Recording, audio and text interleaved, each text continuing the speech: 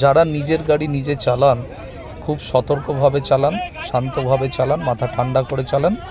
উলুবেড়িয়ার তাঁতিবেড়িয়ায় ব্রিজের কাছে মারাত্মক অ্যাক্সিডেন্ট হয়েছে, ভদ্রলোক বেঁচে গেছে, তার পরিবারও বেঁচে গেছে, কিন্তু তবুও সাবধানে চালানোই ভালো।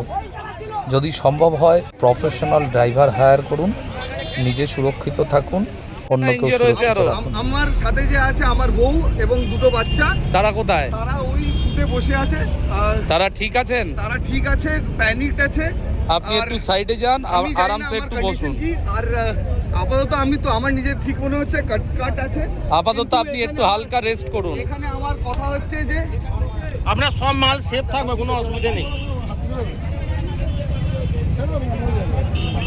আপনার মোবাইলটা কোথায়? মোবাইল? আমার মোবাইল একটা আমার কাছে আছে, আরেকটা আমি পাচ্ছি না।